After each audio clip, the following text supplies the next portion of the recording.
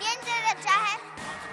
शोभा चालुक्य उसे ऐसा दंड देगी कि उसकी आत्मा कांप उठेगी, कांप उठेगी, कांप उठेगी।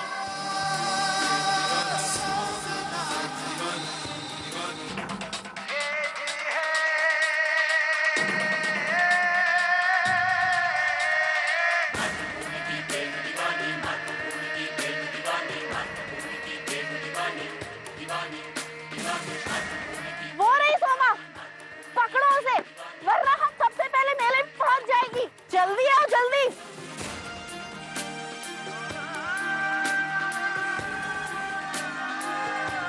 सोमा,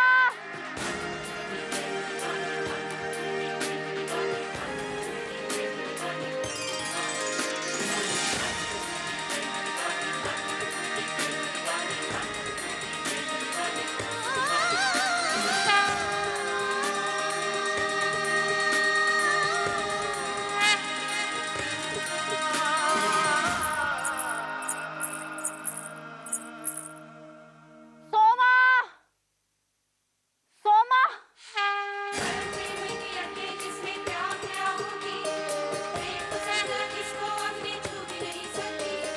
बलिदानों का इसके जग में कोई निशानी है, गुजरात का कण कण कहता अमर कहानी है।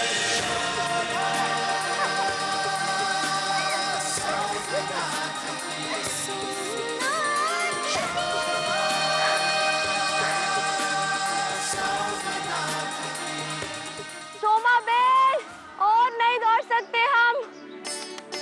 हार मानते हैं और ये भी मानते हैं कि तू सबसे ज्यादा तेज दौड़ सकती है। क्यों बरखा बेन, इतनी जल्दी? तुम तो कह रही थी कि जब यवनपुरी में दीपावली का मेला लगेगा तो उसी भीड़ में हमें हरा कर दिखाओगे। अब क्या हुआ?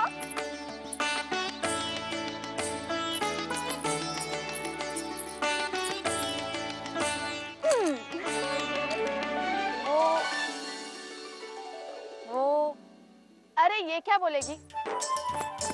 इसका सारा ध्यान तो मुट्ठी में पड़े मिठाई पे रहता है। अच्छा, अगर ये बात है तो फिर हमें बरखा बहन को क्षमा कर देना चाहिए, क्योंकि वर्षों से हमें सिर्फ हंसा बहन के दिए हुए दंडों का स्वाद याद है। लड्डू का तो स्वाद भूल ही गए थे। सोमा, इससे पहले कि हंसा बहन को पता चले, हमें यहाँ से वापस जाना चाहिए।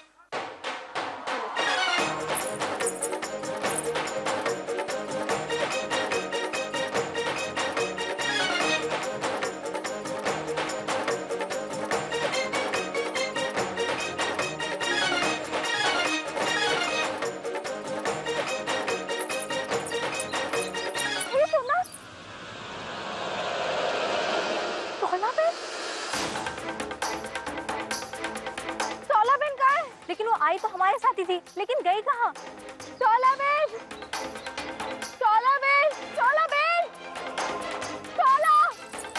परंतु सोमा, इस मेले में तो बहुत सी चोला होंगी। बहुत सी? हाँ, तुम्हें शायद मालूम नहीं, भरूच नरेश दद्दा चालुक्य ने अपनी पुत्री का नाम चौला रखा था।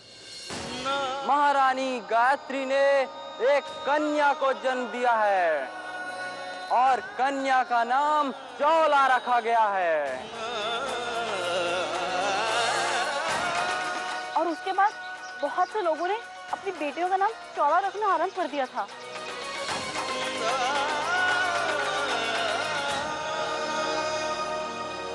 अरे सोमा, कहाँ खो गई? कुछ नहीं, पहले अपनी चौला को तो ढूंढते हैं। एक काम करो, तुम लोग वहाँ ढूंढो, तुम लोग जगह नीचे ढूंढो, मैं वहाँ जाकर ढूंढती हूँ। ठीक है?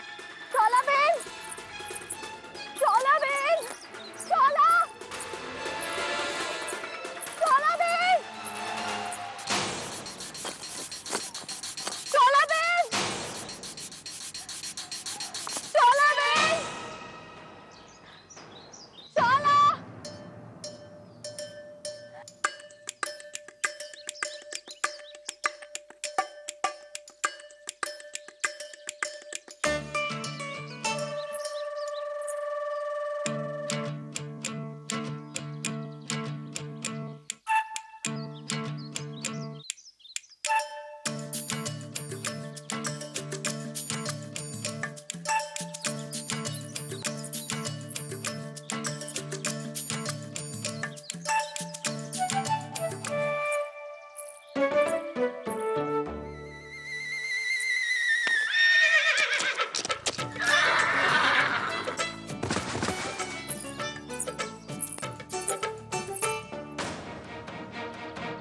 पकड़ो उसे।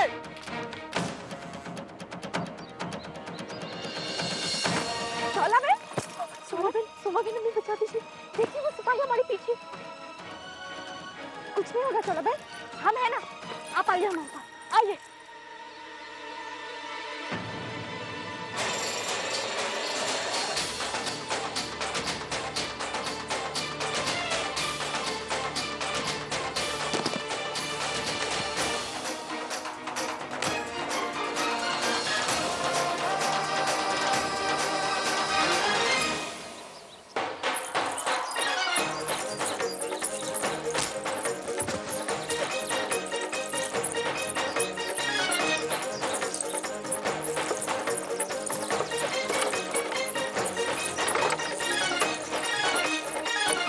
लगता है निर्मला बहन की लड़की ने आज फिर कुछ किया है। हंसा बहन उन्हें छोड़ेंगी नहीं। हमें क्या लेना उनसे। चल अपना काम करें। सही बात है।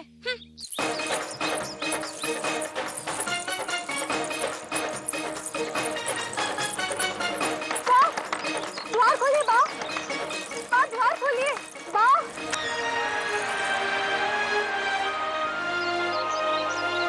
सोमा, चौला, क्या हुआ? चौला?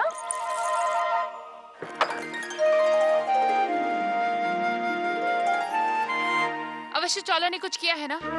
नहीं नहीं रानी बा, चौला ने कुछ भी नहीं किया। चौला जाइए, अपने हाथ मुंह धो लीजिए। चौला जाइए ना। बा, आपको पता है आज हमने पहली बार मेला देखा। मेले में इतने लोग थे कि मजा ही आ गया बा। और आपको पता है आज हमने पहली बार भरूच के सैनिक भी देखे।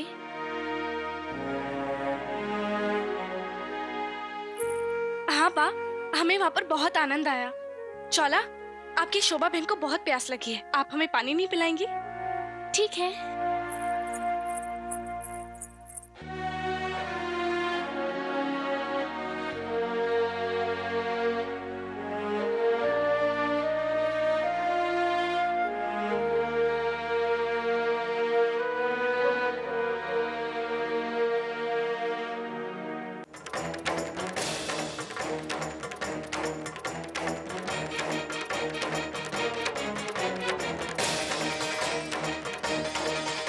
रात तक ये सारी मिर्ची कुट जानी चाहिए।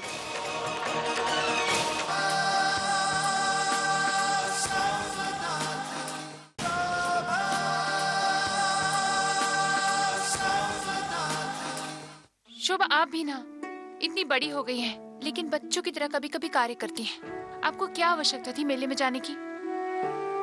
लीजिए। आप स्वयं कहती हैं ना कि हमें भानुमान से अब भी खतरा है, फिर आप क्यों गई? जब तक भानुमान जीवित है खतरा तो बना रहेगा रानी बा। फिर से रानी बा। सबके सामने हम आपको अवश्य बड़ी बा कहकर पुकारते हैं, लेकिन हमारे लिए आप हमारी रानी बा थी, हमारी रानी बा हैं और हमेशा हमारी रानी बा ही रहेंगी। कहाँ की रानी शोभा? आपने तो स्वयं देखा है ना कि समय ने हमें कहाँ लाकर पटका है। रानी बा, समय के इस खेल ने बहुत रुलाया है तो बहुत कुछ सिखाया भी है। देखिए ना, आपकी शोभा का हौसला कभी नहीं टूटा। बस दुख तो इस बात का है कि भरूच की राजकुमारी चौला को उसकी खुशियां, उसका वैभव कुछ भी नहीं मिला। उसे दासियों की तरह जीवन। आप हमेशा चौला चौला करती रहती है ना, उसी की चिंता लगी रहती है आपको। आप भी तो भरूच की बड़ी राजकुमारी है ना, स्वयं के बारे में कभी नहीं सोचती। हर दुख, हर तकलीफ आप चुपचाप सह जाती हैं। चौला गलतियां करती है और दंड आपको भुगतना पड़ता है। पता नहीं हंसा बहन को पता चलेगा तो वो क्या करेंगी।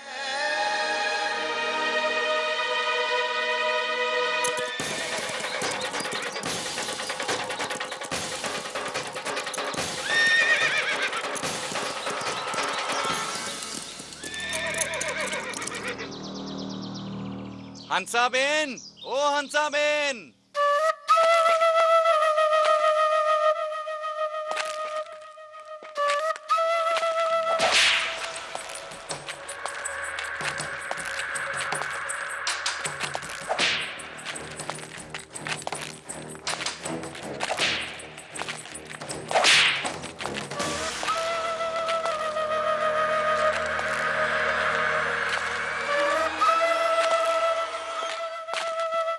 कहिए भरूच के सैनिक महोदय,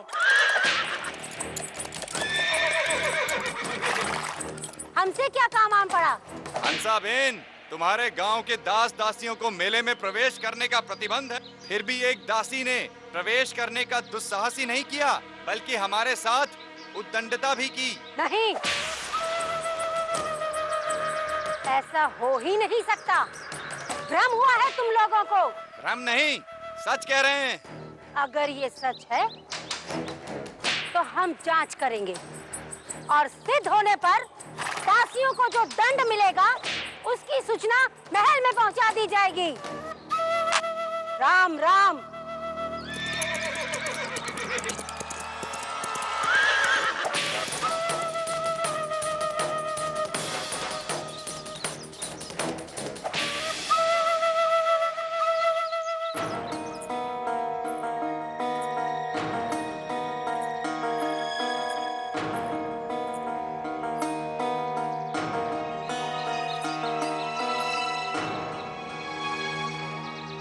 हम गए थे यवनपुरी ग्राम दीपावली का मेला देखने।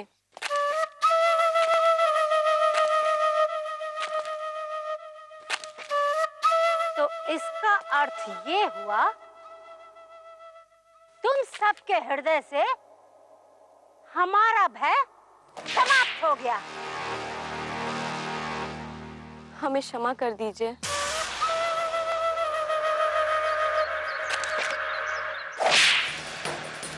अपराध स्वीकार करने से दंड कम नहीं होगा। हंसाबेन के कार्यशाला में सिर्फ मिट्टी के बर्तन ही नहीं बनते, मसाले भी कूटे जाते हैं। और हमारी मिर्चें इतनी तेज हैं कि कुछ देर कूटो तो घंटों बिलबिलाते फिरते हैं दास।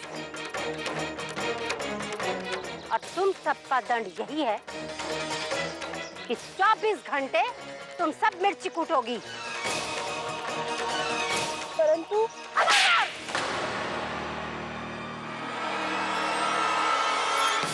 हंसाबेन का डर समाप्त हो गया तुम्हारे मन से ना? मिर्ची पीसोगी तो वापस डरोगी। चलो चलो जल्दी चलो।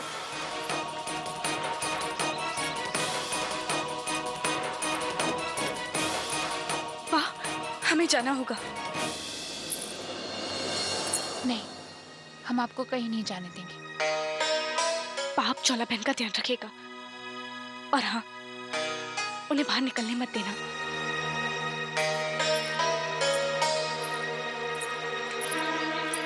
रुक जाइए हंसा बहन, इन्हें छोड़ दीजिए। इनकी कोई गलती नहीं है। इन्हें मेला हम लेकर गए थे और हमने इन्हें धमकी भी दी थी कि अगर ये हमारे साथ मेला नहीं चलेंगी तो हम इनकी मटकियां फोड़ देंगे। इनकी कोई गलती नहीं है हंसा बहन। ये क्या कह रही हो सोमा? अब तू भी इनके साथ मिर्ची कोट। अपराध हमारा है हंसा बहन। आप केवल हमें दंडित कीजिए, हम अकेले ही 10 श्रमिकों के बराबर आपको मिर्ची कूट कर देंगे। और वैसे भी आप अगर यही 24 घंटे क्या 2 दिन भी देंगे ना तो भी ये मन से मिर्ची कूट कर आपको नहीं दे पाएंगे। इसमें नुकसान आप ही का है। आप सोच लीजिए हंसा बहन।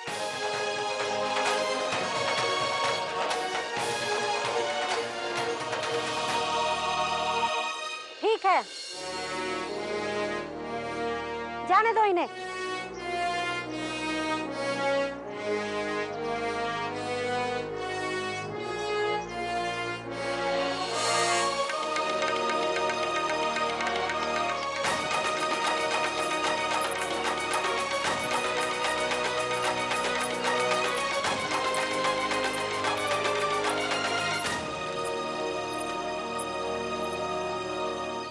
अगर काका होते तो आज सोमा को दंड नहीं मिलता। वो सोमा को दंड देने से बचा लेते। तुम सच कह रही हो।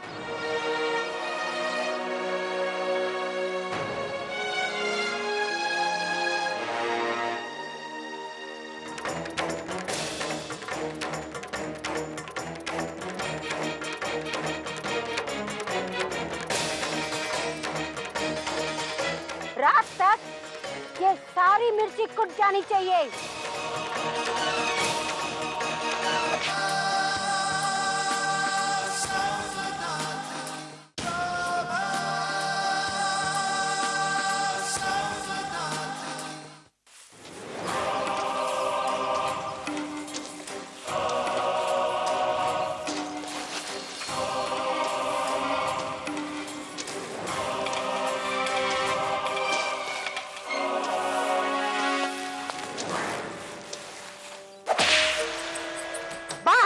सबके सब और कुटी हुई मिर्ची जाकर थैले में भरो।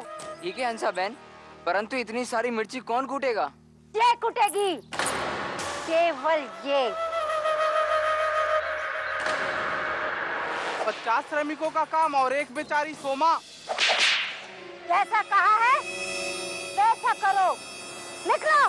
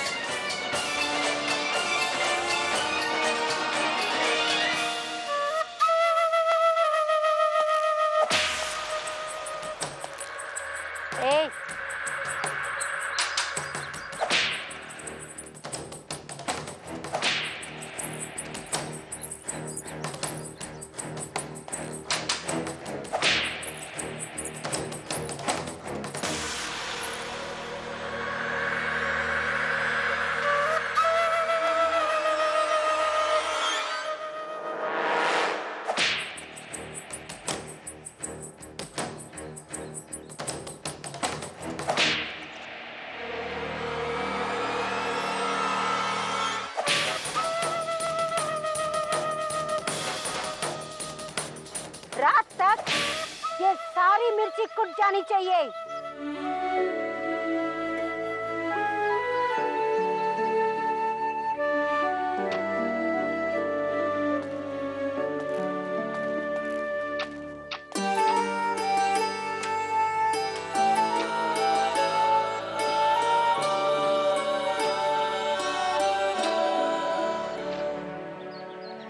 भरूच की राजकुमारी शोभा इस प्रकार अपने दिन गुजार रही थी, एक नए नाम, नई पहचान के साथ।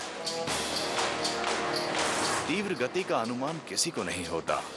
वो आहिस्ता आहिस्ता पूरा भूदृश्य बदल देता है। इस तरह सब कुछ जरूर बदल गया, लेकिन नहीं बदला तो वो था हमारी शोभा का दृढ़ विश्वास और उसकी प्रतिज्ञा।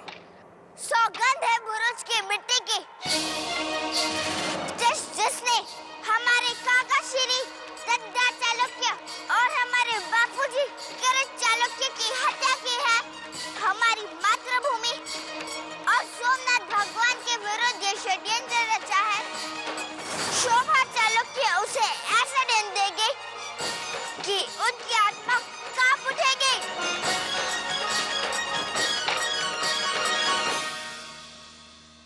वो कैसे भूल सकती थी उस काली रात को, जब उसने अपने पिता और काका दद्दा चालुक्य के शव जलते देखे थे। किसी को नहीं पता था कि जिस शोभा ने हंसाबेन की दासी का आवरण ओढ़ रखा था, दरअसल वो एक ऐसा नकाब था जिसमें छुपकर वो भरूच की त्राही त्राही करती प्रजा को भानुमान की क्रूरता से मुक्त कराने का संकल्प ले चुकी थी। वो भरूच जिस पर भानुमान का अत्याचार जितनी तेजी से बढ़ रहा था, उतनी ही तेजी से गजनवी का खजाना भी।